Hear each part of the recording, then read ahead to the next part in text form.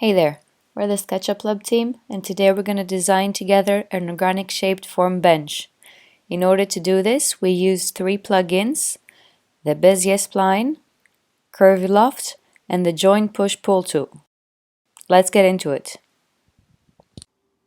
So the first thing I'm going to do here is I'm going to create a vertical rectangle, and I'm going to use this rectangle in order to design the facade of my model on here.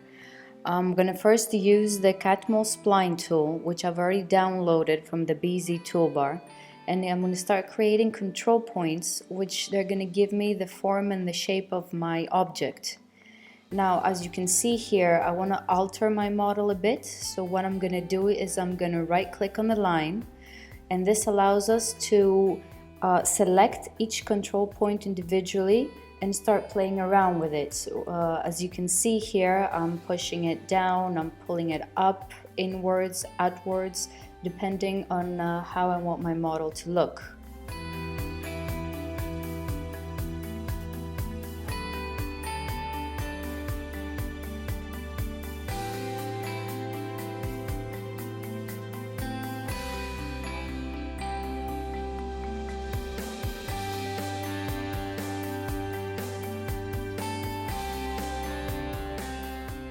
So now that I'm happy with the way my model looks, what I will do is, using the eraser tool, I'll start erasing all the edges of the rectangle, so all I'm left with is my actual model.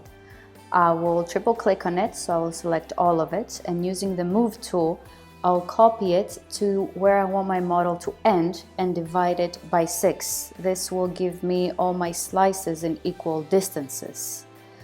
Then, in order to give my model a nice form, a nice curve the way I want it, I'll start by taking each slice individually, and I will start downscaling it or making it bigger, stretching it, depending on how I want my curve to look. As you can see, my two outer slices, they're smaller than the other ones, and the inner slices are bigger.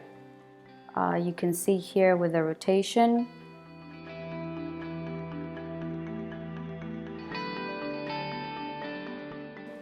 And now what I'm doing is I'm selecting my Curvy Loft tool, and I start by selecting each slice in a row and pressing the green check mark.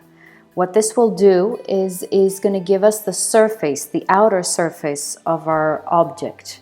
Now, if I want my object to be smoother, what I'll do is I'll go to the settings of this tool, and I will increase the segments. The more segments you have, the smoother your model will be.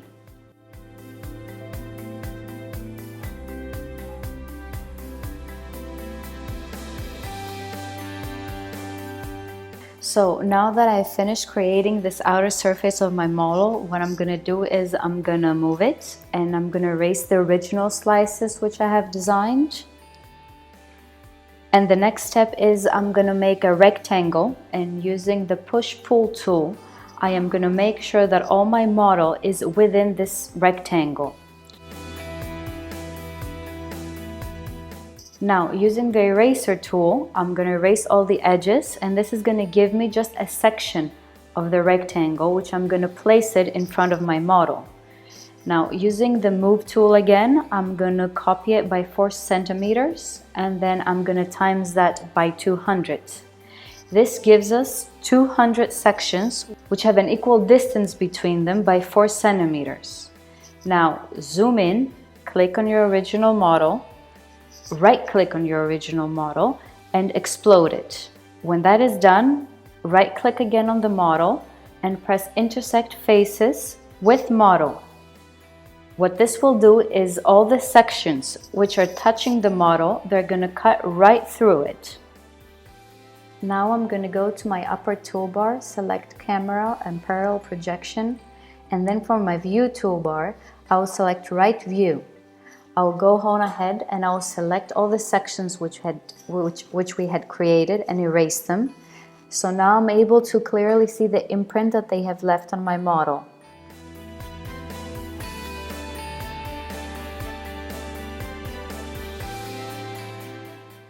what I'm going to do here next is I am going to zoom in, and I want to erase every other section that has been cut. I can either do that one by one individually, or I can use my shift button, select multiple, and erase them all together. And I will continue doing that until I've cut all my model.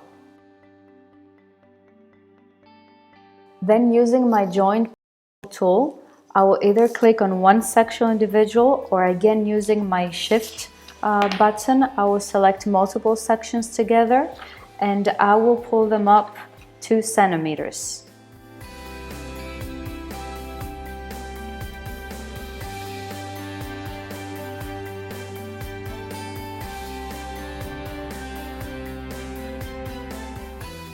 I will continue doing that until I've pulled up all my sections, and then my last step is press your B button, select your texture, and your model is ready.